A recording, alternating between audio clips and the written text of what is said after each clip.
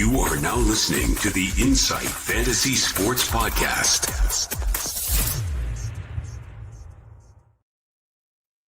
Welcome in and welcome all. We're back. It's the Insight NFL Podcast. And today is Monday, the 18th of August. And with Mondays, you guys should know by now what's coming up. It's mock draft time. We're here. We've got the four of us in the quad box. As Mav likes to say, it feels like a little bit of a red zone series here. But gents, before we jump into the mock, we've got a little bit of news, but I'll run around, of course, and always got to check in and say g'day. Secko, I'll start with you, mate, with your nice new red hat. How you been? It's good, mate. It's actually very old, but it keeps up its colour pretty well. It's the Phillies, obviously. Phillies hat, best team in baseball. I thought I'd rip tonight, but good. I'm clean shaven, which I'm not used to being as well. Bit of a different feel. But I had a dress up party, 40th on Saturday night, and I went as Fred Durst. So there's a bit of this action, and I shaved it in this disgusting 90s sort of soul patch into a gross thing, and I had to get rid of that. But yeah, alas, I'm gonna need photos of that. I'm good. I'll send some to you boys, and we can decide whether we want to share them or not. But no, look, I'm pumped. Another week of preseason football. We won't dig into that too much because we've got a mock draft ahead of us. But I watched a bit today. Yeah, a lot of overreaction to the Bills not looking good when you think about who was throwing the ball. I'll say no more. But no, good to be back for another week of IFS podcasting. I'd love to hear it, mate. And yeah, you should have kept that little face piece for the podcast, mate. That would have been great. Would have been a great surprise. DFab, throwing over to you, mate. Zero viewers, Mal. If we'd have done that, it would have been instantly sapped down to zero with that gross thing. They would have loved it, mate. They would have absolutely loved it. DFab, how are you feeling, mate, from the weekend? Yeah, good, mate. I'll be honest with you, with coaching final regular season game before finals for footy, I didn't get to watch too much, but honestly, all I keep hearing about is Travion Henderson after the weekend. So watched a bunch of highlights, happy with what I saw, and glad we got through relatively scot-free. No big injuries to talk about. So yeah, happy with the weekend. Always a positive. And speaking of Travion Henderson, Money Maverick, good to have you back with us. No technical difficulties no more. How are you feeling? Don't jinx me like that, mate. But no, feeling good to be back in action, mate. It's been a couple of days off, so it's not really like it's been a big chunk of time, but it's felt like a large chunk of time based off how many times I've missed and how much content we've been pumping out over the last couple of weeks. So yeah, good to be back, mate. Draft season's fully in effect. One of our IFS leagues kicked off our draft today, $50 league. We're in the fourth round of a 4-hour timer. So that's going pretty well. And we had a little local league yesterday out in Camberwell, local of DFab down there in his house, in DFab's house. And I came out of that draft the real winner. You were pretty happy with it. You were very happy with your draft. The strut was something shocking. Had he looked like Vince McMahon the way he was strutting around, mate. Oh, jeez.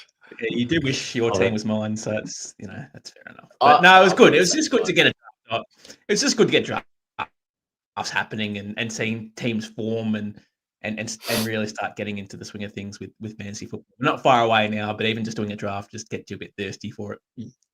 Oh, of course. It would have been juicy, a nice live draft too in person. That'll be great. And actually, speaking of, on one of our Insight leagues that Mav mentioned, we've got one league running through with a slow timer at the moment. We will actually also have for tomorrow night's show a live cash league that's going to be drafting. It's going to be 90-second timers, so we might be here for a couple of hours, but from around 8 p.m. onwards, we'll have that draft live streaming and rolling tomorrow night, which will be real fun to see how that one turns out. But before we get into the mock, some quick news and notes from around the league. John Mechie traded to the Philadelphia Eagles this morning, wide receiver from Houston coming over. So we'll see how that one kind of plays out. Devon Achane, running back for the Miami Dolphins, dealing with some soft tissue injury. And with Alexander Madison going down with that neck injury a couple of weeks ago, that their depth room is definitely drying up. So another one to watch as we lead into the season. And also probably the main piece of news, which is more fantasy impactful, Rashee Rice. We've gotten an update. It looks like his suspension will only start from end of September. We still have no word yet on how long this one will be, but it looks like Rashee will play for the first 4 weeks of the year, and then he'll miss a set amount of time. So I'll throw this one to you first, Secko. Rashee Rice Yep. suspension, this thing kind of looming. How are you kind of playing with this news when it comes to drafting this year?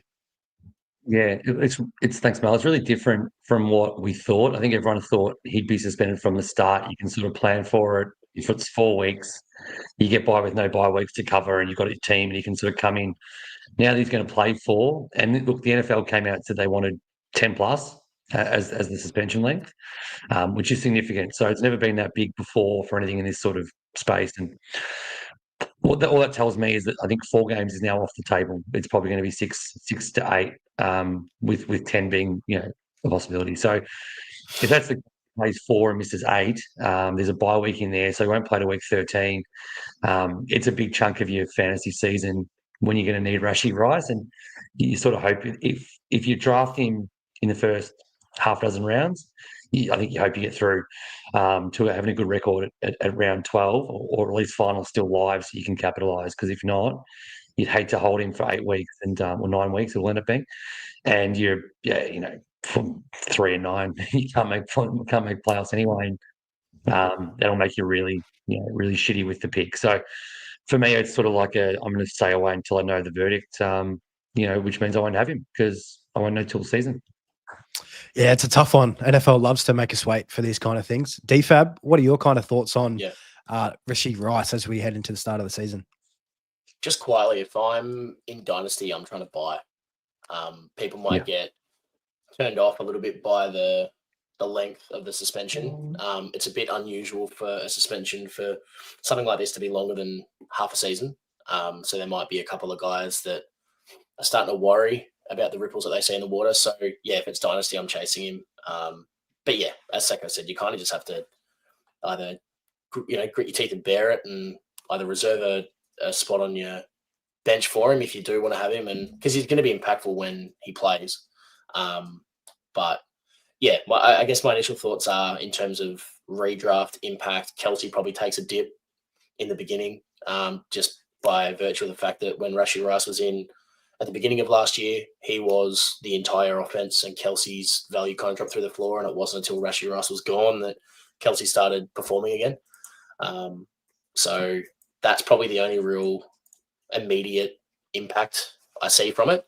Outside of that, though, if it's Dynasty, I'm pretty aggressively trying to buy Rashee Rice. I think there's a really nice window that we can have. He's only 25, so if I can pick him up, I'm going to do it.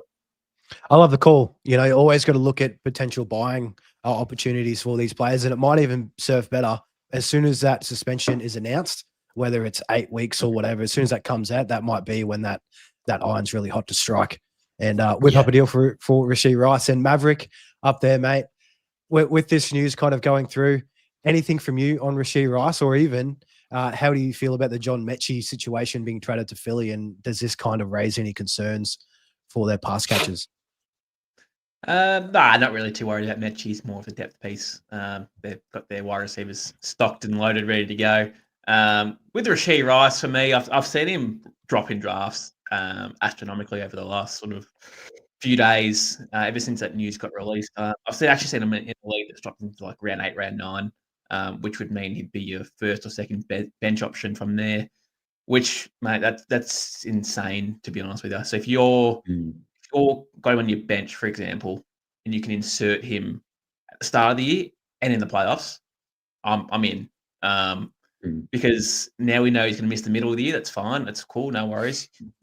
Obviously, you're going to be holding him on your roster. We know that. But outside of that, like, you're going to get him for the most important times of the year. You're going to get him for the first 4 weeks, which sets up your season, and you're going to get him for the back end of the season, which obviously gets your playoff run as well. So, or your chance to hit the playoffs. So there's, I think I'm more in on Rashee Rice, knowing the fact that it's probably going to be 6 weeks, and it's probably going to be the 5 to 11 week period that he's going to be out for.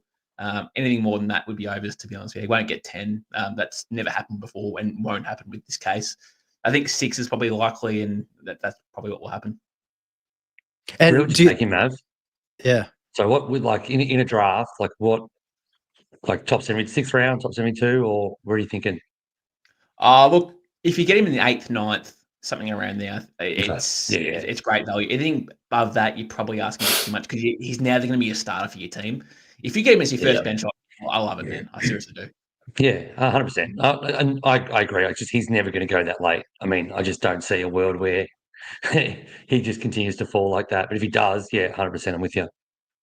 Cool. Yeah, Good well, I job. believe he's going mid-4th at the moment, so it's just Mm. the price is way too rich for the kind of return you're going to get on him. Even if he gets 6 to 8 weeks, like it's still essentially People are half the staying regular away, though, season for man. fantasy. People are staying away from him. They don't like that 6-week period where he's out for. And I'm the same. I'm not in love with it. But if you get in and get him, 2 or 3 rounds later than when he should be going in, even if it was healthy, then yeah. There it is. If you've got Rashee Rice on your team or you're looking to draft him, hopefully that's given you a bit of insight leading up to the start of the season. But guys, before we roll in with our mock draft tonight, I will just mention we had our My Guys episode last week, which the video link is in the description below. Unfortunately, Mav's 2 guys couldn't make an appearance, but we might have a short form coming out in a couple of weeks to come. Along with our My Guys episode, we've also got our previous SuperCoach editions of the show also linked in the video description below. And with Shaggy's question here that's thrown up in the chat, new NFL SuperCoach videos will be coming Wednesday night. We'll be going live with one, and most likely Thursday too, I believe. So two upcoming SuperCoach shows coming back to back right there for your pleasure. All right, now I will flick it over here. We'll get it to you on the quad share. There you go. There's the screen. So we've got a mock draft. It is a 1 quarterback full PPR format. The roster is currently 1 QB spot, 2 RBs, 2 wide receivers, 1 tight end, 2 flex, and then we'll also do 3 bench spots as well. So 11 rounds in total.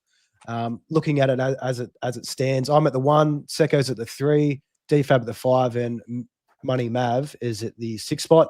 And we've also got this filled in with some members of our WhatsApp community. If you want to get involved in there, link to our Patreon is in below. As soon as you join up, even for free, you'll get an email sent through to join our WhatsApp group, and we're pretty active in getting that conversation started going over there. And the other people as well are some insight contributors across other sports. So it'll be good to see their NFL knowledge before we kick off. Gents, I think I might even just roll this. 1 QB, let's just drive straight in. Yeah, got enough green lights to do it. So I'll kick us off. And I'll keep this nice, short and sweet. I can't see myself moving away from Jamar Chase at all at the 101. I think the level of his own compared to the rest. Bijan, for me, would probably be a close second if I want to take a running back early, but hands down, Jamar Chase. I think he's a very good chance to lap the field again this year. And second reliable pick. Yeah, there you go, Mav. Yeah. You don't need to overthink it. No. Yeah, definitely don't overthink it. Yeah. And with that, Mav, is there any way at all, any world where you're taking someone else other than Chase? There you go. That's nice. We saw in the preseason week 1, he had 2 touchdowns, whoever it was, in the first quarter. 2 touchdowns? It was, wasn't it? No, it was 1, but he's only on for only 1 drive. Yeah. I'm up next, so I'll just jump in because I'm about to. Time's running away. I'm just going to talk through a bit of process before I go. So, Bijan is the next guy up on the rankings here. But given this is full PPR, I like to lock away a stud receiver, and I think waiting around to the 210, I'll lose a lot of that dominant advantage. My number 2 is CD, so I'm not going to pass up CD Lamb in this format. So I'm doing that. Yeah, good pick. Sorry, man. Love it. Yeah, it's hard to beat CD there, and he's definitely being slept on, but not in this draft with everybody clued on. DFAB, before we get to your pick, mate, what are you kind of looking at here while we've got Matrix on the clock? Yeah, so I'm a big running back guy. I like shoring up that position, especially this year. It feels like the first 3 to 5 rounds is where the big name receivers all dissipate, especially the reliable dual threat ones. And it feels like there's a lot of dart throws you can make with wide receivers, a lot of depth pieces that you can roll with. So for me, Jahmyr Gibbs feels like the clear cut that I'm chasing. But failing that, if he does go, Amon-Ra feels like a pretty solid option as well. They both Jahmyr is elite, both on the ground, gets a lot of work out of the backfield. Bit of poor getting the clock ticking from Matrix here. You need to give him a little clip around the ears for that one. And yeah, worst case scenario, if Jahmyr had have been taken then by Matrix, Amon-Ra is just a target monster.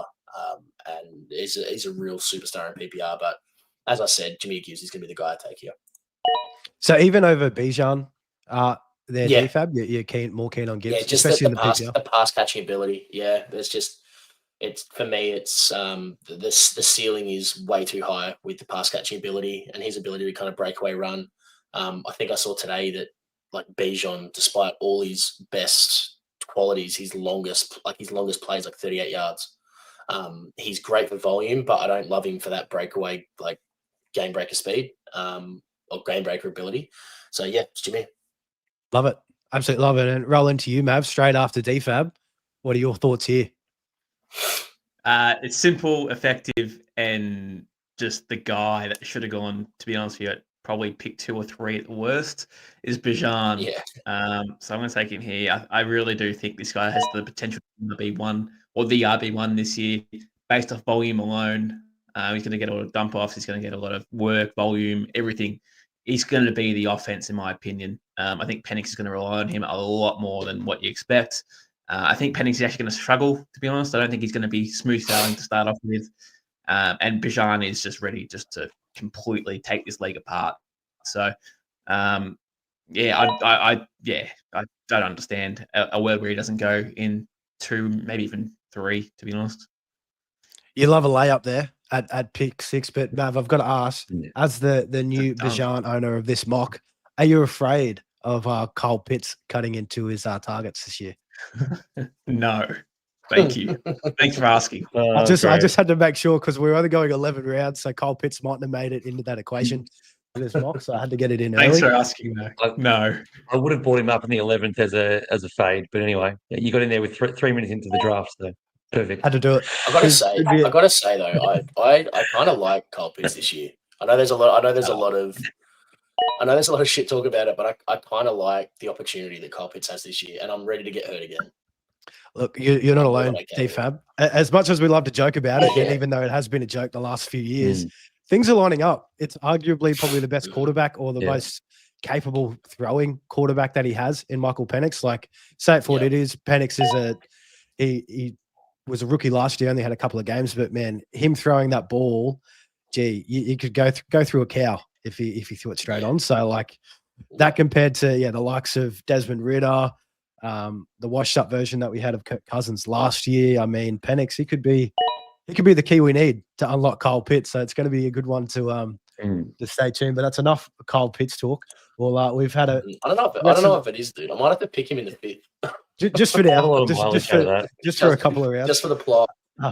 So I'll run through the first round now that we've got that all filled. So I took Chase at the 1-1, Barkley, CD Lamb took by Secko at the 1-3, Justin Jefferson, Jameer Gibbs by DFAB, followed by Bijan Robinson by Mav, into Amon-Ra St. Brown, Malik Neighbors, Derrick Henry, Christian McCaffrey, Nico Collins, Puka Nacua to round us out of the first round. And then to start the second, Ashton Genty, Drake London, Devon Achane, Brian Thomas Jr., and we're up on the clock. A couple of picks away from your second round pick here, Mav. Is this, with it being 2 running back, 2 wide receiver, are you leaning towards any position here, or are you just going to try and take best what's coming to you? 1 QB leagues, and DFAB knows how I draft very well in this scenario. And you saw it yesterday in a 1 QB league.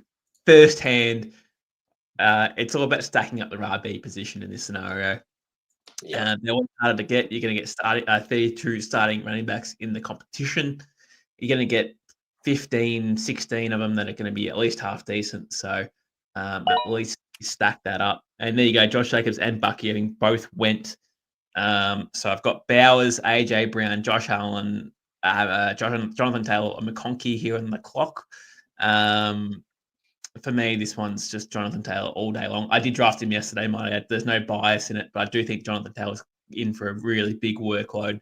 Again, for a team that needs to lean on him a lot, so injury risk could be a bit higher. But with the QB room of Danny Dimes and Anthony Richardson, who we're not sure who the starter is right now, you know that Jonathan Taylor's going to get 20-plus carries or 15-plus carries at least every game and should be pretty efficient with his touches. It's a very solid. And Mav, before we get to your insight here, DFAB, Mav, would you have taken Bucky or Josh Jacobs ahead of Jonathan Taylor there, or is he your priority out of those 3? I probably would have taken Jonathan Taylor. Bucky Irving scares me a little bit, but yeah, I still think I would have taken I'm the same. I'm not big on Bucky this year. Come on, guys. We're a Clucky for Bucky show. That we don't need to hear any slander. Speak for yourself, mate. Speak for yourself. I think you're a one-man show, Mal. That's right. All right. We're all out on Bucky. I'll ride that until the cows come home. DFAB? I'm going to quickly jump in here with 20 seconds left on the clock. Normally, I'm on the kind of same wavelength as Matty here, knowing what the running back landscape looks like. I'm trying to shore up the running back spot. But I kind of want to give myself a different look, and it's something that I've tossed and turned with. I want a dual threat QB, and I think the best of those there is Lamar. They're the most complete team in the NFL, the Ravens. So I'm going to lock up that onesie position and stick with Lamar. Interesting. In reality, he's a QB and a running back in one. So you can't go wrong. Can't go wrong. That's the first time DFAB's ever drafted a QB in a one QB league in the first 2 rounds. That's insane. Insane. And he knows it. He knows it. Can't confirm. But that's what mocks are all about, though. Come on, you sometimes got to try some things and see what you land with, because the first receiver at 3.5 changes the look. Look, to Matt's point earlier, I love to hammer running backs in this format as well early, and look, Bijan was going to be my pick, but again, a bit of a different look. Going with Lamb to see who would fall to me here, and realistically, I've got a guy who's my RB8 on the board. He's a bit away, but it's Chase Brown. I'm going to jump on him, knowing he won't come back to me. That was going to be my pick if I didn't go Lamar. The 212? Good pick. Yeah, so Mal would have taken him at 212 or 310, 3-1. I'm sure of it. Yep. So jumped on him. Now I'm very confident on 2.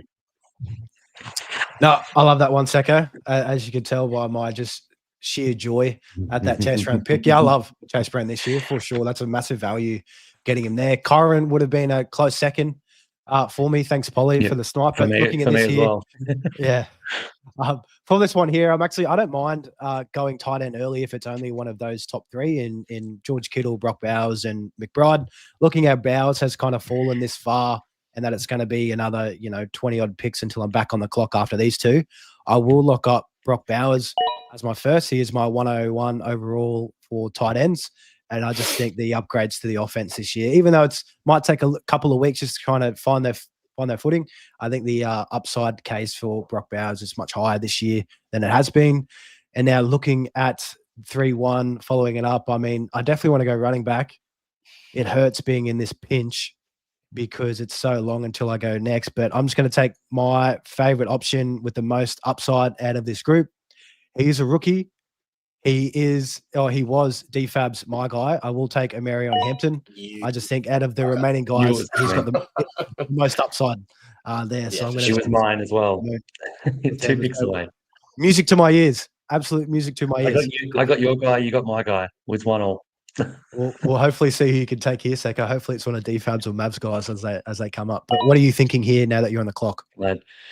So, again, it's a similar idea as you, Mal. It's 20-odd picks till I pick again. And look, I don't love any of now that Hampton's gone, I don't love any of I'm not going to reach for Travion, even though he's the buzz guy.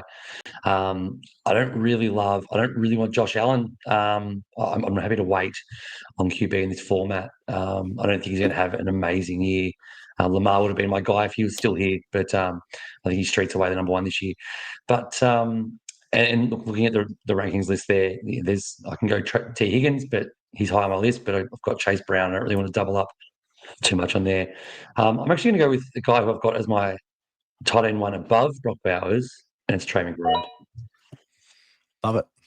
So why is he your tight end 1, Secko? Before we get to DFAB's next pick, what's the differentiating factor for those 2? The biggest thing is I think Brock Bowers it's going to be underrated how much he actually loses out to the increase in the passing game to Genty.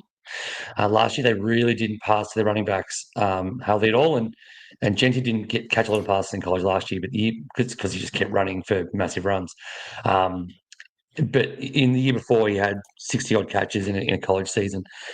So I just think he's going to be chewing into that a lot. I also think Thornton's got a lot of upside. I think Myers is up for a decent year. I just think Brock Bowers is going to come back from that really, really high history-making reception record. So that's all. And McBride will get more touchdowns.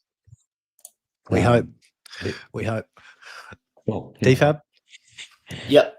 Very quickly, kind of going back to the wall, I want to shore up that running back position. And in all honesty, it's as simple as if I look at the running backs available, James Cook, I think he's bound for touchdown regression.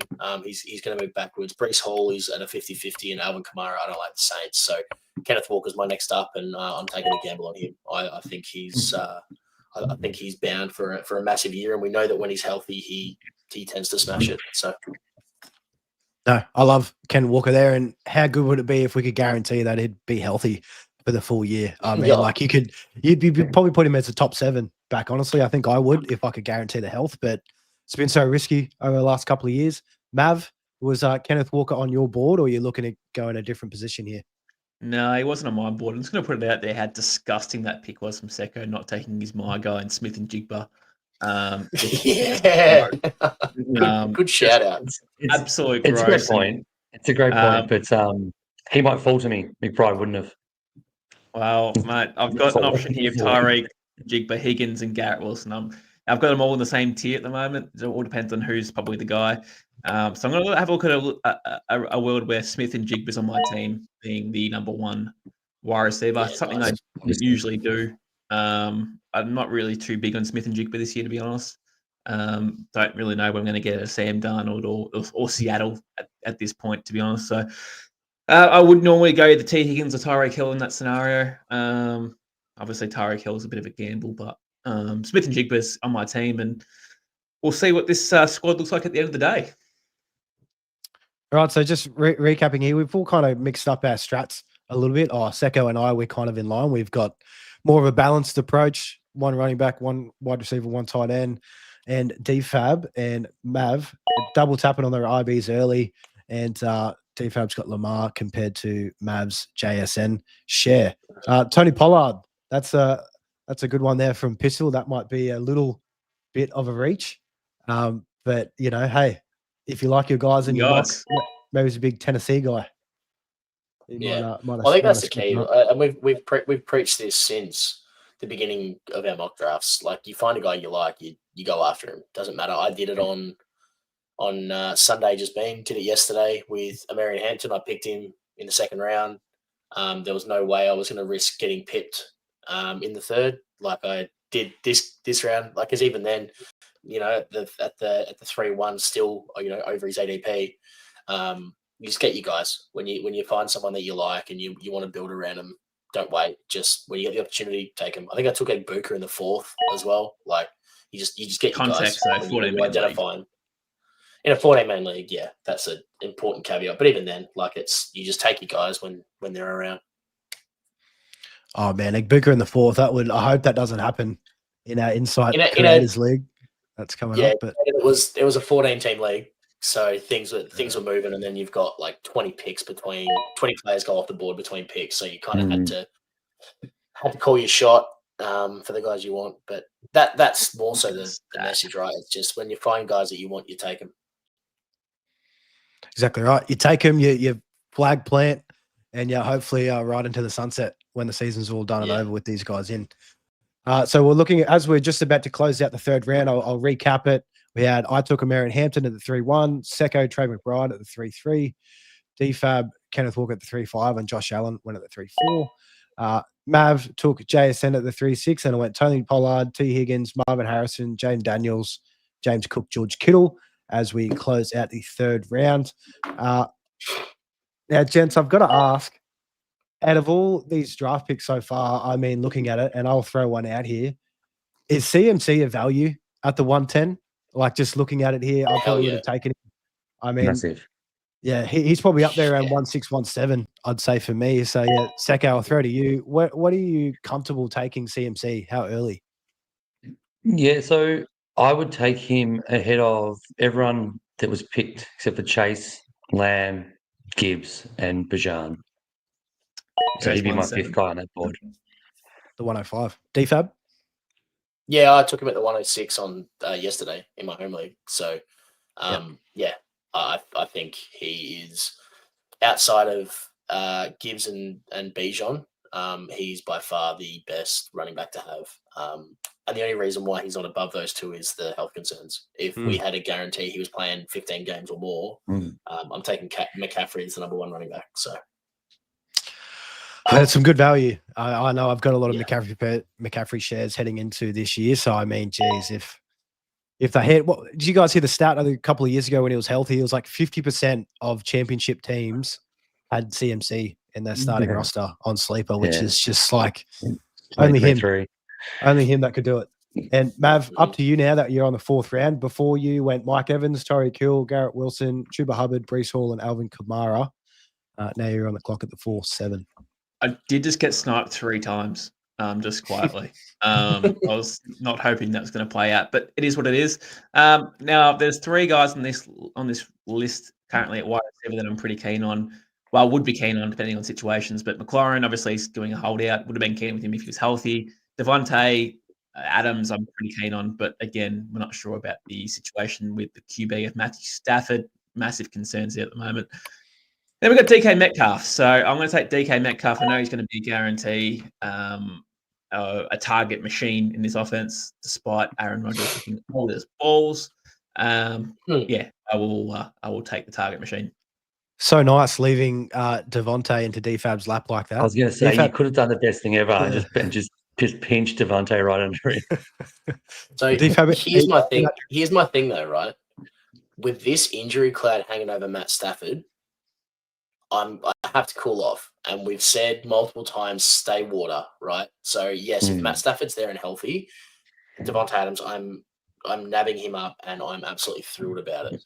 But do I think that he's going to be a top 12 ceiling guy with Jimmy Garoppolo throwing the ball? No chance. No chance. So for the moment, I'm staying away from him. If he drops to me in the 5th, then maybe. But right now, no.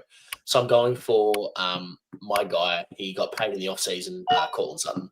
I loved the way he finished the back end of last year with Bo Nix. I believe in, again, I know I'm biased, but I believe in the Denver offense, and I think he's bound for a big step forward. He's really being slept on too. I think Cortland Sutton. There hasn't been a lot of respect put on him with drafts, even with the paycheck coming his way this offseason. Yeah, still disrespected. His ADP hasn't really climbed. So yeah, good value there with Sutton and Secko. Your 4th pick. Who are you thinking here? Yeah, the reason why I passed on my guy Jack Smith and Jigba last time is because I have him in literally every mock I do. I'm getting a bit sick of seeing his face. So when the real stuff comes around, he'll be in there. But thanks for you're right, Mav. I should have got him.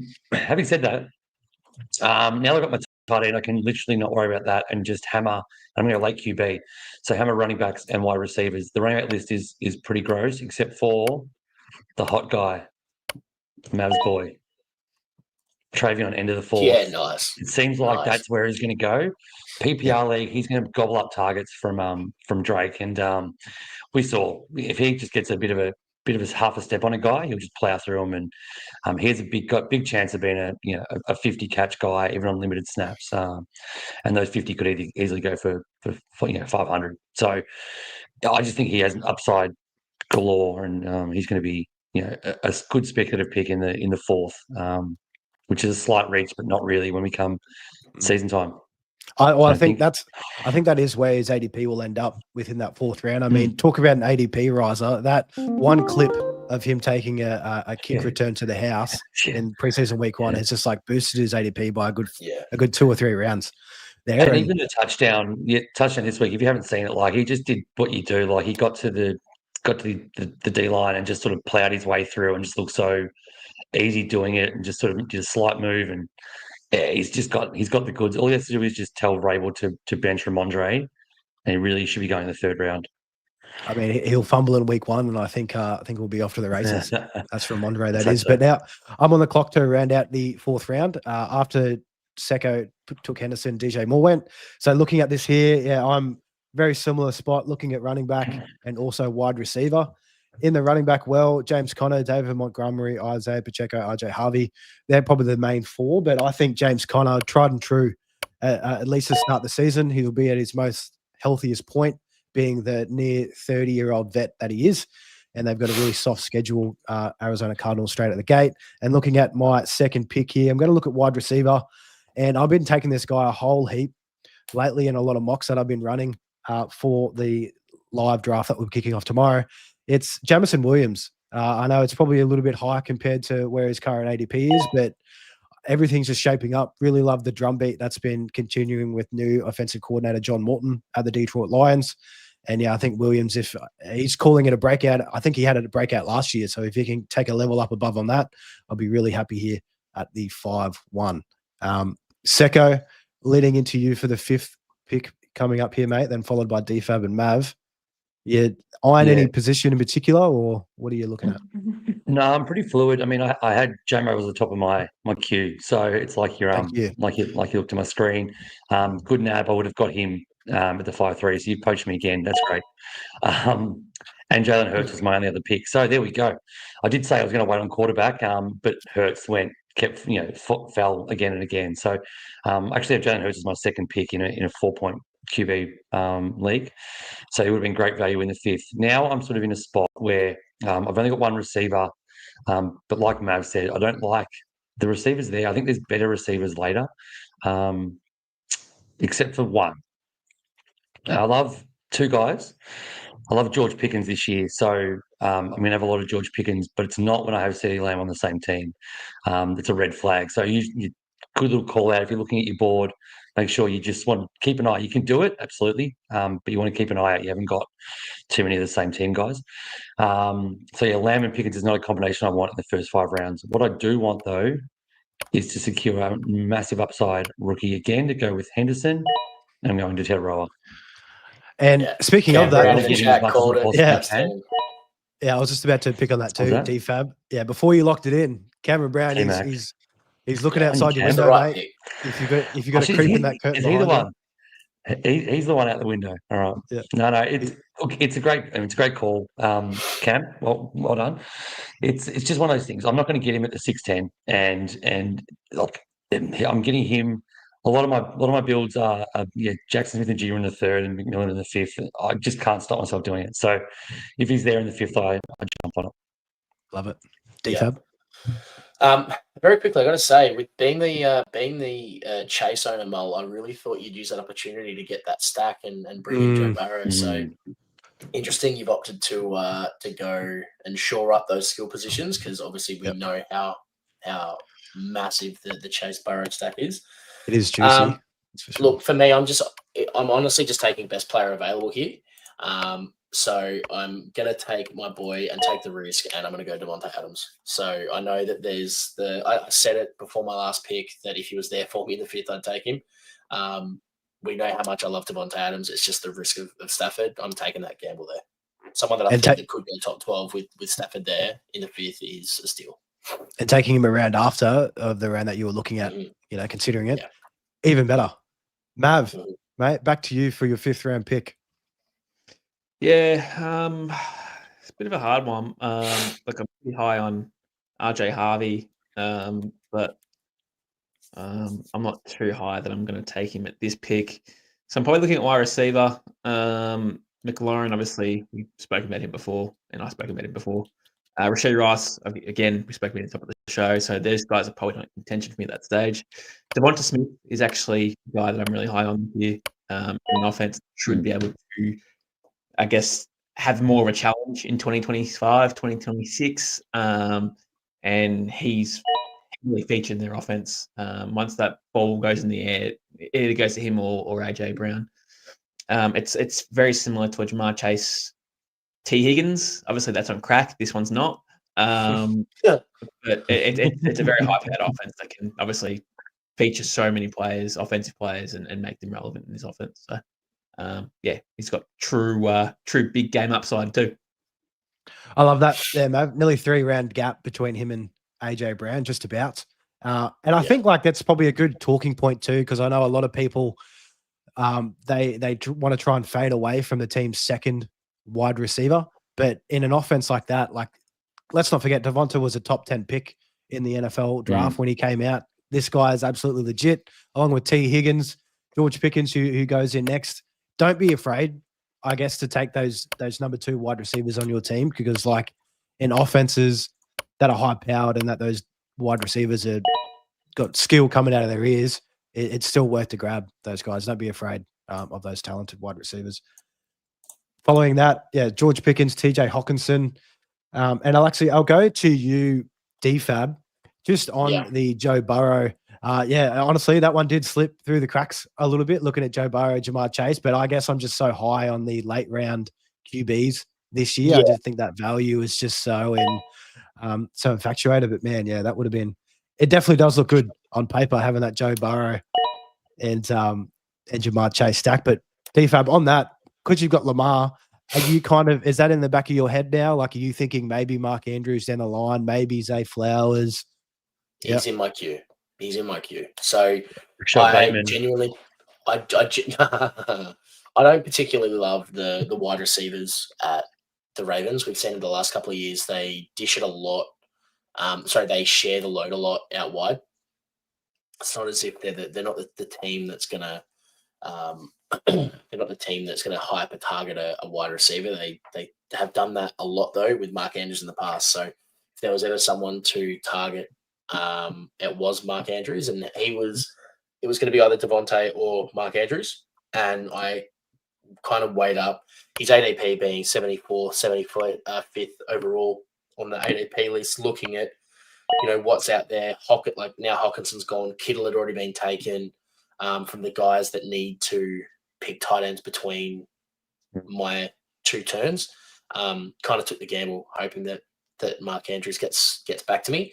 That being said, I'm sure there's a bunch of these blokes that are watching and they might just take it for the plot. But yeah, the way I'm approaching, that's an evil giggle. I'm now worried that Mav is going to take him just for a laugh. But yeah, that's He's zoned me out. Just so I can't have it. But yeah, just that's my plan. You were talking, man. I nearly fell asleep. You need the nap, mate. You've been up and about talking that much about your team from Sunday. I'm not surprised. It's a good call out though, DFAB, that doing that ADP check can really help. I mean, you want to get your guy like you said, but you do the law of averages. In this example, there's only a few guys who have got a tight end, but sometimes there might be 3 or 4 guys who have a tight end ahead of you, and the chances of the other 3 guys reaching for this guy is lessened, and waiting can pay off. Unfortunately, sometimes you get sniped, and that's just the nature of the beast. But I think there's a fair chance Andrews will be there, and you lock it up, and it'll be awesome. Yeah. Well, there goes Zay Flowers. So that's one of your stacking opportunities off the board. And yeah, great point there, Secko, too. When you are in drafts, and probably a good one for the guys that are going to be in the cash league tomorrow night. I know there's a couple in this current mock. Yeah, you always kind of want to.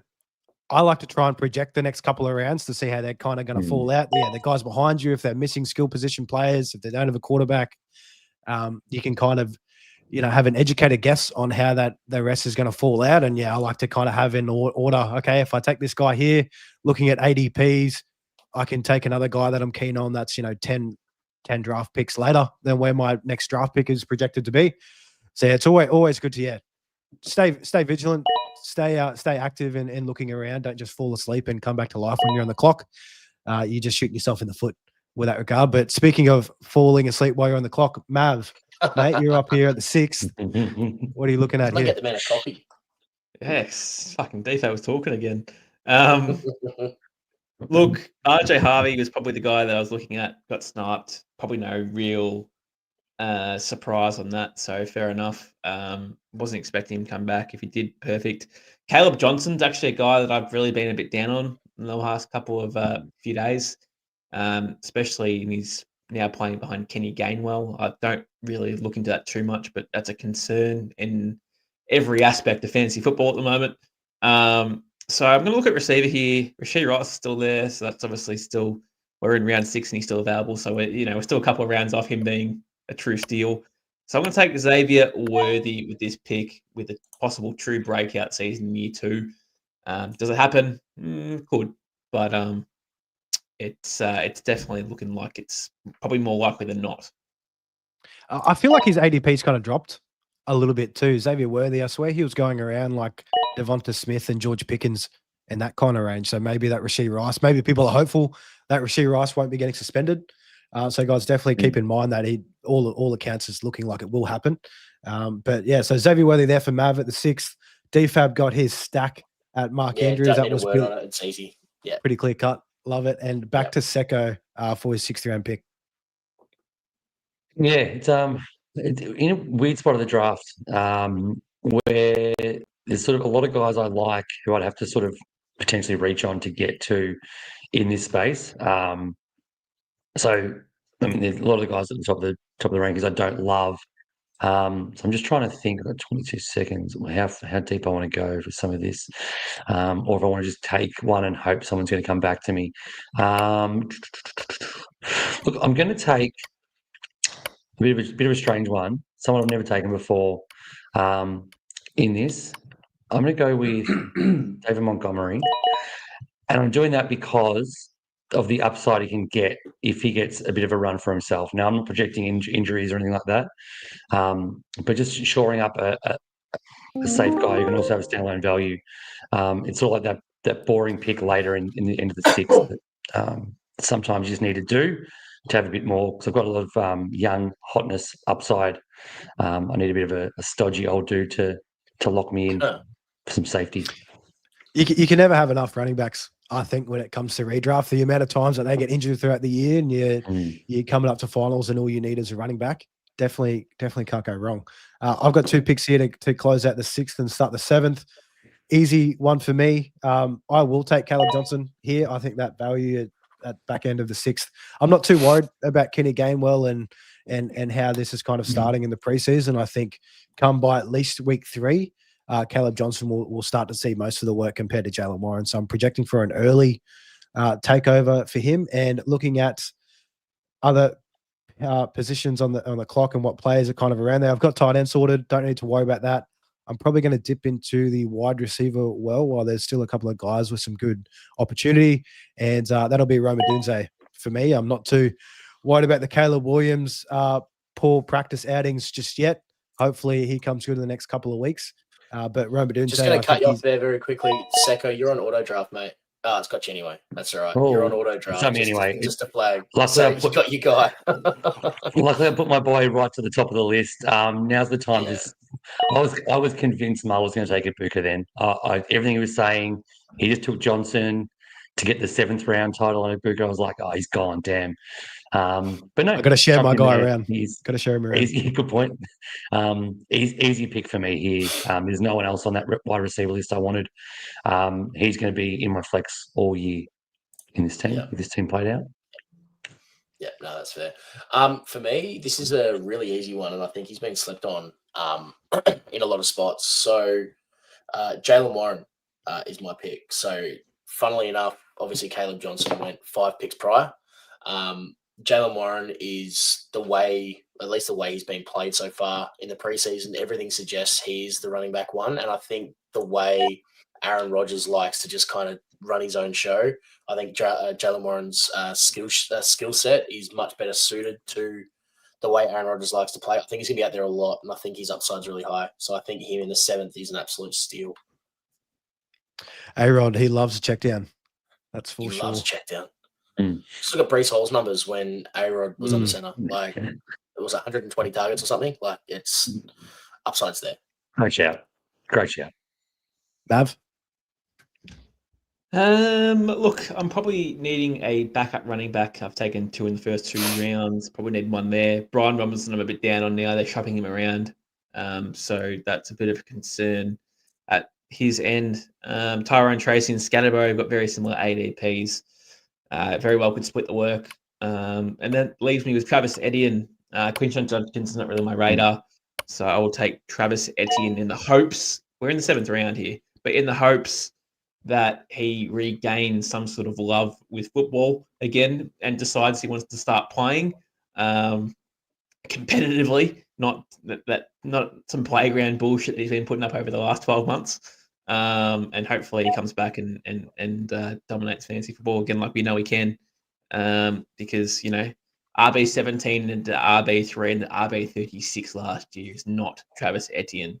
So, so maybe somewhere in the middle that's fine, but not RB36. And this is where you can cash in on some of those values too in these ambiguous backfields. Like I know DFAB, I think you're on the Tank Bigsby side. Secko, you might be as well in the Etienne, or you're on Etienne still. Flip moving completely closer to because he's looked so much better. He's looked so much better. Yeah. He's got Bigsby got the first carry today, first series, did absolutely nothing with them. Etienne's first series, he broke off a 8-yarder, then a 15-yarder on his first 2 plays. So I think he's just showing Liam Cohen that he is what he was supposed to be, what he is, and he's just better than Tank Bigsby. Mav hit the nail on the head. If he wants to be there and wants to show it, with Trev taking snaps and giving it to him, I just think he's the best. All the Bigsby talk's going to sort of go away as we get closer. I'm not that. I'm slightly different. I'm not that down on Tank Bigsby. If you look at all the advanced analytics from last year, he was one of the leaders, like amongst the elite when it came to yards after contact and amount of missed tackles forced. So Tank Bigsby is still hyper elusive and good at fighting for those extra yardage. So I think there's space for him. But to back what Secko said, Etienne looks. I wonder if he was carrying injuries that just weren't reported last year, or what it was, because he looks much closer to that RB4 finish than the RB60 or whatever he was last year. It looks like there's the possibility of a return to form, which is only better for the Jags overall, because if Liam Cohen opts to go for a committee backfield approach, I think that makes it much more dynamic as an offense in real life football. Makes it a little bit murkier for us in fantasy, but it definitely makes them a better team. And we know that better teams typically have better results, especially for running backs, because they're scoring more. And actually, just on the ETN, I had to look up his injury history from last season that was recorded. All it really was is, pardon me, in October 13th, so it would have been around week 6. Sustained a hamstring injury during that game, so he could have been carrying something on. I'll have to go back to the logs and see how he was going at that point. That's what I mean, because I remember I had Tank Bigsby last year, and then I brought on Etienne, so I had both.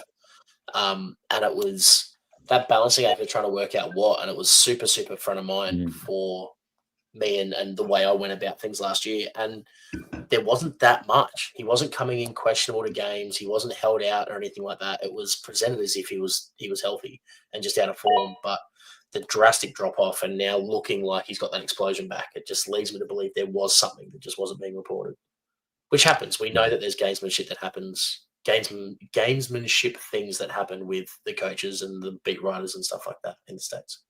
Yep. No, love it. So we've had a few picks leading up to that. I'll just recap. I think from the 5th round is where we kind of missed that last. So after Mav went Devonta, George Pickens, Hawkinson, Swift, McLaurin, Mixon, Ridley to close out the 5th. Then starting in the 6th, Joe Burrow, Patty Mahomes, Zay Flowers, RJ Harvey, Travis Hunter, Baker Mayfield, Worthy, Andrews, Waddle, Monty, Rice, Johnson. And for the 7th, Roma Dunze, Kelsey, Egbuka, Aaron Jones, Jalen Warren, Travis Etienne, Evan Engram, Bo Nix, David Njoku, Jerry Jeudy, Quinshon Judkins, J.K. Dobbins. Now, before we get to Mav's pick in the 8th round, it went Stephon Diggs, Jordan Addison, Jordan Mason, Cooper Kupp, Chris Olave, Jacoby Myers at 8-6, and Mav at the 8-7. At this pick, you start taking your boys. You start. We're talking about rounding out your benches now, and I've pretty well. Sorry, this is my second bench pick here. Round out, get your boys, go and get them. So I'm going to pick my boy, Ricky Pearsall. I've been pretty much drafting him wherever possible. Drafted him yesterday in our home league, DFAB home league. Drafted him there on my bench. Think he's got a real breakout year. Said it so many times. Yards after catch. No wide receivers. Brock Purdy throwing the ball. The offense should be a lot better. It's just there's so many avenues where he could be the number 1 wide receiver in that team, and why not this year? He's the only healthy one. Yeah, nice. He's love it. DFAB. Yeah. Speaking of health, I'm kind of gonna dip from the same well here, and someone that's maybe not as healthy, but I think has a ceiling that's much higher than Ricky Pearsall. I think he's going to get the volume for being the only healthy cab still on the rank. But Juwan Jennings is the guy I'm going on. Just look at the way he impacted last year and the kind of numbers he was able to put up at times. There were some massive games there, and I want to take that gamble, hoping that when he comes good, he's the X in that offense. Oh, so a little bit of back-to-back Pearsall and Jennings from Mav and DFAB there. That'll be a good one to see how that This is one where plays DFAB out. says that he wished he drafted Ricky Pearsall. Well, and not we did the same thing with Seattle in round 3 between Kenneth Walker and JSN. So we're going against each other this draft. Secko, your 8th round pick, mate?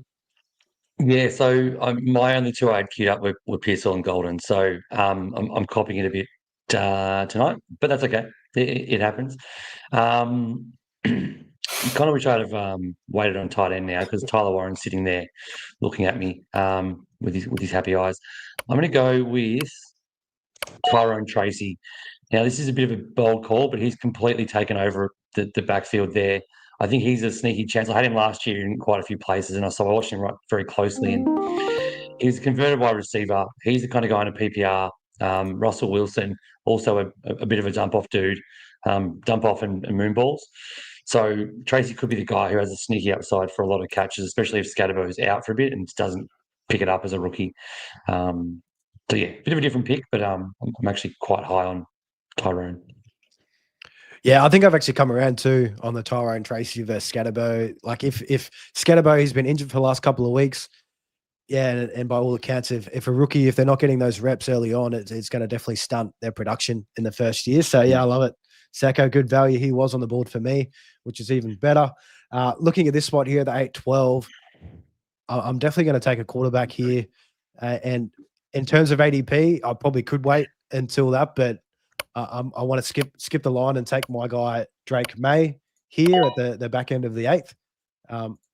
More than happy to take him around even Bo Nix where he's going. I've got Drake May, I think one behind Bo Nix in my rankings, so that's kind of where that would lay. And then looking at who else is left on the board, not too big of a fan on the wide receivers here. I think they're that kind of tier. There's enough guys that'll come back down to me in the next round. So I will take a running back, and I will take one of Mav's guys that weren't mentioned on Wednesday, Javonte Williams. Mav's third, my guy. Didn't quite make the list. I'll take him. I still think he's going to be the number one running back at the Cowboys. And yeah, they just haven't been anything else. It's definitely not going to be Miles Sanders. Like, don't even try and put that out there in the atmosphere. Maybe Jadon Blue, but he's a rookie, so I'll take the vet to start things off. And Secko, your 9th round pick. I think Miles Sanders was Mav's 4th. My guy as well didn't make the cut. I agree. If Javonte is fit, he should easily just take it over and run with it, literally. Now's the time of my draft. I've waited on quarterback for a long time. There's Jared Goff there. There's Kyler Murray there. Justin Herbert there. Brock Purdy. Outside Murray, they're all statues. I like the running upside in this, but what I like most is the fact that I drafted a guy 3 overall. That I'm going to want to get the guy throwing the ball to him. So these guys go big together, like they did 2 years ago. They'll go big. So it is Dakota Prescott. Dakota. That's disgusting. His name's actually Dakota. Is it actually? It's actually Dakota. Yeah. Wow. Yeah. That's why he's back. That female name. It's not a good one. It almost makes you not want to draft him, knowing that, doesn't it? Yeah, that's up there. It's good. That's good to have probably potential sort of the second or third best stack in the game. If we're talking about, obviously, you got to pay right up for the Chase and Burrow one, which we talk about a lot. A lot of the other top QBs don't really have a great receiver option. Jackson Allen, Daniels, McLaurin, sort of, but he's not really in the same echelon. Hurts, sort of, but he's got 2 of them. Dak's really got one guy he loves, and I think that we saw it 2 years ago. It can be monumentous. Monumental. For sure. Momentous. Yeah. I was gonna let it go, but I'm glad you called yourself out. Yeah. So it's the 2 name. Look, for me, for the most part, I'm a pretty dead against having a handcuff. unless it's someone that could have some standalone value, or you've got the guy in front of him that's incredibly injury prone.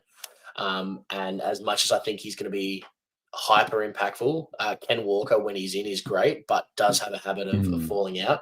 And his backup, Zach Charbonnet, he replicates that exact production. It's like 85, 90% of what he does. So I'm taking Zach Charbonnet there. And even though it's a shallow bench, I'm more than prepared to hold Charbonnet for the inevitability of Ken Walker having missed, 4, 5, 6 games in the year. No, love it, T-Fab. And we'll talk about running back stacks in just a moment after your pick here, Mav. Yeah, so I've got my roster at the moment. I haven't got a QB and I haven't got a tight end. It's stinky. You're right. It's not, because there's actually a lot of options in both categories, which, like, you've got Justin Herbert there, for example, at QB, which is fine. You've got plenty of tight ends there, which is fine. I've only got 3 running backs, so I probably need to shore that up a little bit. And I could take Bigsby and hold Eddie and Big and hopefully get the starter. Or I could just take a risk on Cam Scatterbo taking over the backfield. Yeah, nice. I like that pick. Yeah, that's good. It might be a play for week 4, week 5, week 6 maybe. But, if he's going to sit on your bench that long anyway, then you may as well wait. So he's got real potential to really be the starter in that time. And he suits the NFL so well. He really does. He's got the traits to be a really good running back in the league. It's just a matter of when. Agreed. Love it. Type of guy that you want in the 9th round, just pure upside. And D-Fab, you were mentioning about handcuffing running backs, and we don't like to really do it because it kind of limits the upside. But besides Kenneth Walker and Zach Charbonnet, which love that handcuff. That's definitely one that I've been targeting if I do go down that route. Even in Dynasty as well, if you've got Kenneth Walker, sure. I think Charbonnet costs you really nothing. You could maybe a couple of future thirds or a future second if the manager is playing a little bit of hardball. But in terms of other handcuffs for this year, what are the other kind of key ones that you're willing to take? That are going in redraft. It's kind of a hard one because the easy answer is immediately Christian McCaffrey, but then you've got Guarendo, Jordan James that are both kind of banged up behind him. So I'm a little bit hesitant to follow there. I really like Ray Davis because I think Ray Davis has shown that when Cook comes out, he can replicate that. One that I've really gravitated towards a lot at the moment is actually Sean Tucker in Tampa Bay. I think everyone is obviously high on Bucky Irving after the way he finished last year. I'm not particularly high on him, but knowing that I'm not that high on him and knowing that what's his name? Rashee White. He's kind of banged up at the moment. I think there's a world where he can impact immediately. But if Bucky Irving was to go down, Sean Tucker has shown in his very limited opportunities that he can break off 6.5, 7 yards a carry. He's made the most of his opportunities when he's there. He's probably the dart throw that if I did have Bucky Irving and I was taking him, I would 1,000% want to make sure I take Sean Tucker. It's a little bit more of a deep cut, but that's kind of where I'm going. But outside of that, there's not many that I can think. I'm sure there's 1 or 2 I'm forgetting, but there's nothing really at the front of mind where I'm banging on the table. I need to have this handcuff. Sean Tucker. Oh, Trey Benson. There you go. Yeah, Trey Benson. Yeah, well, yeah. So he not even feels like a handcuff though, because if the 50-50 reports are accurate, he's essentially a 1B. He becomes like a Mark Ingram versus Alvin Kamara. So he's not the traditional style of handcuff where they're just going to hold up a spot on your bench and never contribute. You may be able to start Trey Benson with some sort of confidence. That's a tough one, but yeah, assuming he's the backup again, then yeah, definitely Trey Benson. Yep. And on Sean Tucker, before I just quickly recap the last couple of rounds, Sean Tucker, look in your dynasty waivers. There's every chance that he's still up for grabs. And he's definitely, if you've got a roster spot, pick him up. I know, looking at it, picked him up in a couple of places. I was surprised just how free he was out there just floating around on waivers. So in a deep league, you've got a spot. Make sure you're searching and picking it up. The last couple of rounds, so after I took Drake May at the 8-12, it went Javonte Williams, Khalil Shakir, Dak Prescott, Kyler Murray, Zach Charbonnet, Cam Scatterbo, Rashid Shaheed, Debo Samuel, Trevor Lawrence, Tyler Warren, Josh Downs, Ty J. Spears. To start the 10th round, Braylon App, Nick Chubb, Jaden Reed, Jaden Higgins, Michael Pittman, Tank Bigsby, and Mav on for his second last pick. Very Yeah, quickly, so as I while said you're there before, too, while you're on your waivers, look for Ollie Gordon too. That's a handcuff I want. 100%. Yeah. Sorry, Mav. Yeah. I'm still looking for 2 starters on my team currently. This is generally not how I draft, with QB and tight end left in the last 2 rounds, but I have in this scenario just to see what it looks like. And to be honest with you, I sort of like it because Tucker Kraft, I think, is severely undervalued in leagues at the moment. I think he's 24, should take a step up. So I'm going to take a tight end first. I'm not taking Kyle Pitts. But also, if Tucker Kraft wasn't there, Jake Ferguson's another one that screams a lot of value to me as well. So you still have Loveland as well. So, but I'm taking Tucker Kraft in the fact that he takes a step forward in his career, and he's probably the number 2 option on that offense through the air. Yeah, nice. Very quickly for mine, we kind of touched on him a moment ago. Trey Benson. So I'm super high on him, and as I said, I think that's closer to a 50-50 split. I also think James Conner, for all his positives, is hitting that 30-year-old cliff, and we know that with running backs, it can be between week 4 and week 5, for example. Like, it can be 1 week they're good, they take 1 bad hit, and then they're done. Like, it seems nondescript, and they're just out. So I'm taking Trey Benson. I think he's going to be impactful as a flex, like, immediately. He's going to be getting a workload, but the upside is enormous. Good value too. I mean, the back end of the 10th round, you took Charbonnet, a true handcuff, 1 round ahead. Yeah, it just sounds, that's crazy, that Trey Benson ADP there. And Secko, your second last pick. Yeah, on DFAB's build there, like, he has 3 guys who are in massive ambiguous backfields. I mean, he's got Walker as well, but if you take Walker away, like, all those guys could be starters as early as week 2 or 3 and just be dominant. So, yeah, Warren, Charbonnet, Benson can all, in their own right, steal the job, in my opinion. And Charbonnet probably more with injury, but yeah. great work. A bit of a tough spot. A lot of the guys on the rankings board are guys that I don't want at all. There is one guy though who I've been rising on pretty much the last 3 weeks, and it's Josh Allen's number 1 receiver, Keon Coleman. Now, Shakir will probably get the most targets, but I'd be shocked if Coleman doesn't have a massive breakout year, in terms of downfield targets and downfield yards. So I'm going for the upside with another guy who can, second year in the system, he had a bit of a rough year. He can bounce right back, break out, and be the main guy for Josh Allen. No, Nice. loving Keon Coleman. I think DFAB, you were on the Kincaid side as well. I am. You're liking him the most. Are you still Kincaid over Coleman in that pass catching room? Yeah, I am. Yeah, I am. Yep. I still think they're going to share the ball around a lot. I don't know if there's going to be any bona fide number 1 in that offense. I think that's part of what makes Josh Allen so bloody good, is that no matter what the defense takes away, he's still going to find someone to be impactful.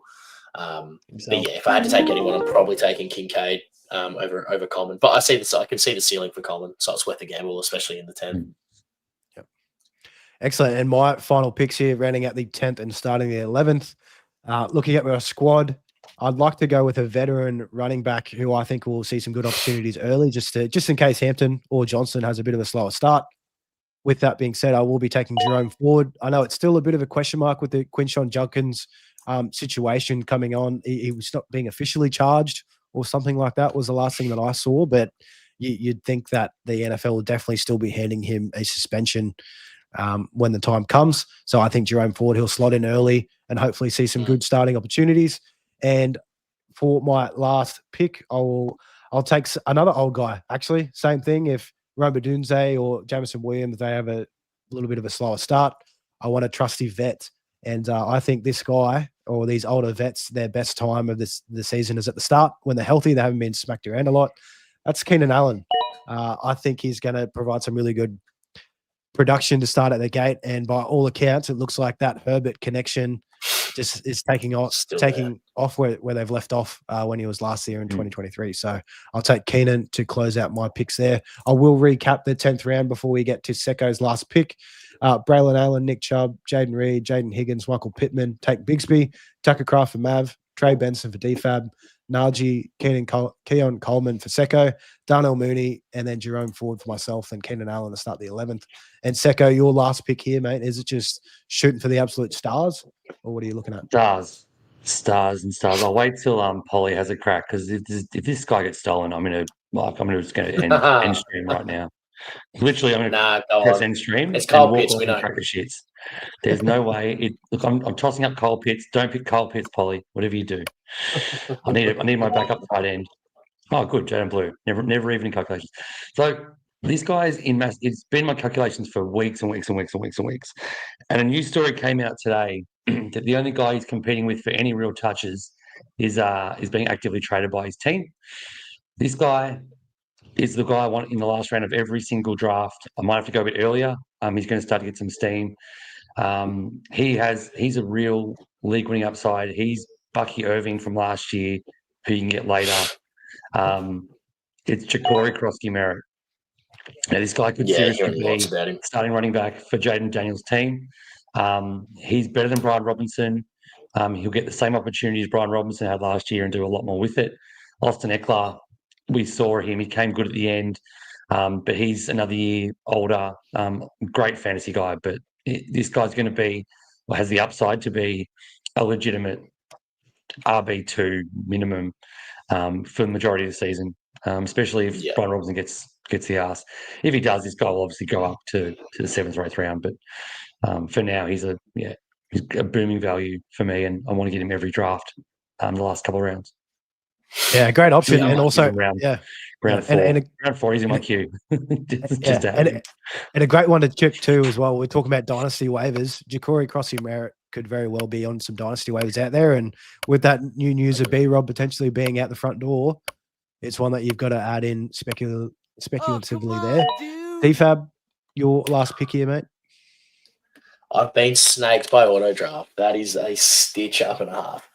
I think Ramondre Stevenson is a ridiculous value at the moment. I think he's still going to be part of the offense. At least early on, he's going to be really involved in the offense at New England. It's not going to all be Travion Henderson like everyone wants it to be. But now that he's gone, I need a wide receiver for the bottom of my bench. I've got Charbonnet and Benson currently filling 2 spots. So I'm kind of going to go against the Keenan Allen pick here. Trey Harris was I believe, a day 1 pick in the NFL, 6'3", has pace and shown in preseason explosive ability. Had 8 targets, caught 6 of them yesterday. Like he's a stud. He's super, super, super good. And I'm picking him, hoping that he can be that lotto ticket that goes hard and can finish top 24. I don't know if he will, but he's got the draft pedigree to do it. So love it. Mav, mate, your last pick. QB, mate. I've been holding off. I've got a real good choice of either Jared Goff, Justin Herbert, CJ Stroud, Brock Purdy. I think there's a world where Justin Herbert, is extremely undervalued. I think he could be a top 10 QB this year under his current climax of elite players he's got around him. And I'm going to take him at this exact pick because, I think he's just a steal, to be honest, to get this guy in the last round. And you got guys like Kyler Murray and, let's say Trevor Lawrence went 2 rounds earlier. We had, what else we have? Dak Prescott that went 2 rounds earlier. I think Justin Herbert's on the same path as these guys. And you're getting him 2 rounds later. And that's why late round quarterback is just such a good value. Getting Herbert at the back end of the last round. Yeah, it's really, really good value there. But gents, before we kind of tidy things up here, just the last couple of picks are ticking off. I'll throw to you, DFAB.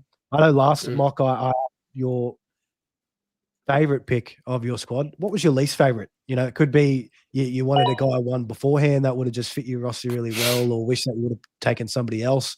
I'll highlight your team in this draft. Yeah, who was your least favorite pick? I don't want to sit here and lie and say I loved them all. I think if I had my time again, I probably would have taken Bijan over Gibbs. I know that I love Gibbs, but I think that was maybe with the value of at 1.6, like in my own rankings, Bijan is, I believe, the 102. So I think at least initially the pass catching ability perceived with Gibbs, especially with both Gibbs and Montgomery rumored to be on the field a lot through preseason, that kind of swayed me a little bit. And that can happen going through PPR. If I could change anything, I probably would have had Bijan over Gibbs, but I'm not mad about it. I still like the upside of Gibbs, and I think he's got just as likely a chance at being the 101 in overall fantasy as Bijan does. But yeah, outside of that, I'm pretty stoked with how my team has kind of fallen together. I would have loved for Calvin Ridley to fall a little bit further. I know I took Devontae Adams. Maybe if I had my time again, I'd take Calvin Ridley over Devontae Adams. But they're probably the only two places I'd like to really switch. Well, thank you for that insight there, DFAB. And I know Mav, I can already picture what he's going to say, and I think it'll be short and sweet. I'll say, Mav, is there anything that you want to change about your draft? What do you say to that, Mav? Looking at my team, it's fucking stacked, isn't it? You can just be honest and say, yeah, because you know it's true. Absolute nonsense from you, mate. Jackson Jigba. Smith and Jigba is probably the one that scares me the most, if I'm being honest with you. Out of all my picks, he probably does. Look, I love his profile. If he had the same offense with the same coaches last year, I would have been all in on Jigba. But the QB change is not always the best thing for players, especially young players as such in their careers. It could be the best thing for him. We don't know. But it's just a risk at this point in his career. Is he the offense? Yeah, sure. But he's got, Cooper Kupp there who is pretty broken at this point of his life. But I can't trust him being healthy. But at the same time, I just don't know what this offense is going to look like. Is it going to be run first? Is it going to be pass first? Is it going to be crap? So it's just a lot of unknowns going into the 2025 season with Smith and Jigba in there. But we know when he's up and about, he's probably a top 10 player in his position and could be a top 5 with the upside that he's got. So I just hope that he sort of does that. Don't have to worry about him. Love it. So, Secko, JSN, one of your my guys, was Mav's least favourite pick. I'll give you the courtesy here, mate. Who was your least favourite pick from your squad? I probably should just say Trayvon Henderson and throw it back, but no, I love what he's gotten to. I'd be lying. Look, Dave Montgomery's not a great pick. It's very unsexy. It's probably easy for me to walk that one back. But I would have taken Egbuka there and got him on the way back. So yeah, but as a pick, I think Monty's going to slip quite a fair way away. And given I got Krosky Merritt in the end, I'd almost expect to be starting him when I need to at bye weeks anyway.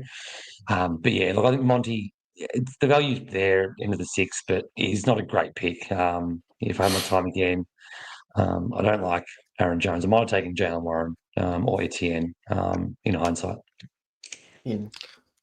No, love it. And nice. Johnson. Yeah. Sorry, say. No, I was going to say that actually is going to be by Roma Dunze was probably because I completely missed Emeka Egbuka, and I've been trying to it's so hard trying to run the pod as well while drafting. Yeah, just slip through the crack. Emeka Egbuka, I'd much love that team if he was swapped there instead of Odunze. But guys, that's our mock there. We'll have some photos of this up on socials. Let us know who you think out of us 4 had the best team, or which kind of different moves that you'd like to make in this scenario. 1 quarterback PPR mock. Before we close things out, I will just quickly throw up on the screen to put our SuperCoach hat on. If you do want to join our unlimited SuperCoach League, 57775, that is the league code. We've nearly got 300 people in there at the moment, and we will be giving away weekly prizes as well to the top points winner. So make sure if you want to get involved, that's the best place to be. Before we close things out, we did have a question from Roosevelt McKenzie. Sorry, mate, we missed this one early. I'll read it out and I'll throw it to you, Secko. In an 8-team standard league, you can only keep 4 running backs. Would you drop J.K. Dobbins for, I'm going to say that's CMC? I think it's Ja'Cory Crosby-Merritt. Oh, okay, Ja'Cory Yeah, Crosby. I'm Ja'Cory assuming because Crosby. Yeah. it came in just after I drafted him. Okay. We'll go with So it's a tough one. I'm guessing by keep 4 running backs, he means you can only roster 4 max. If that's the case,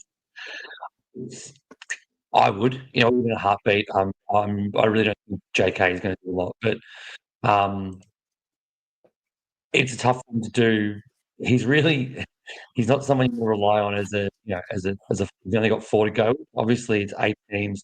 There could be a fair bit of depth on the waiver.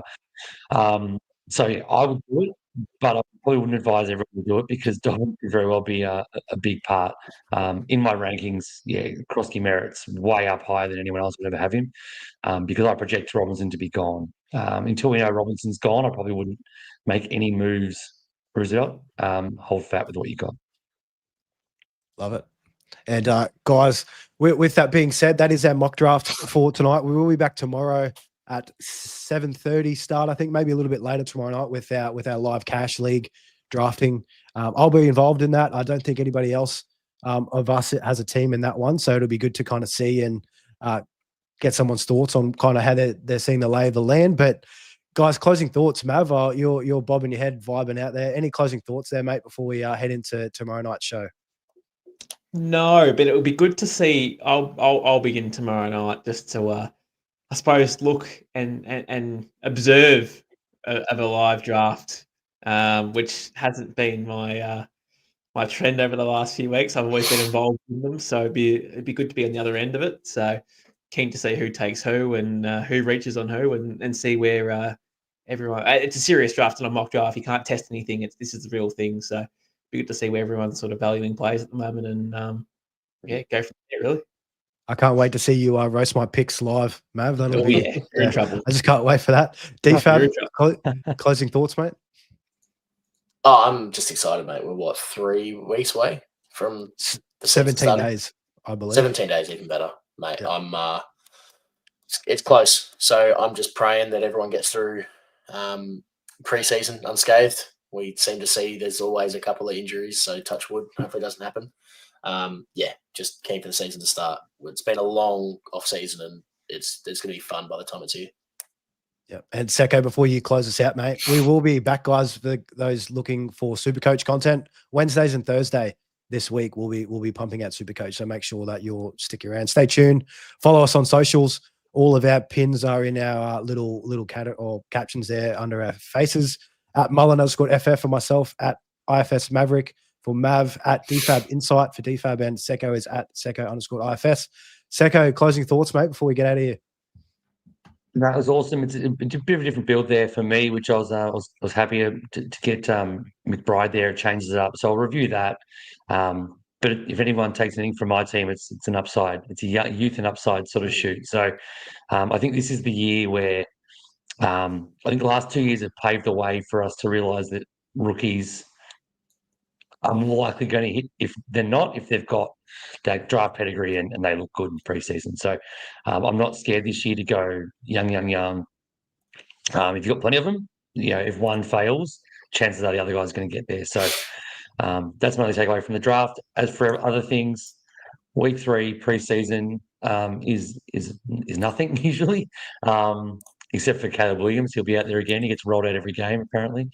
Still pumped to watch some football. And then 17 days, it'll come around very quickly. So stick with us and we'll get you ready for your drafts. Love it, guys. Thanks for tuning in. We'll see you all tomorrow night. See you guys. Thanks, boys. Thanks, everyone.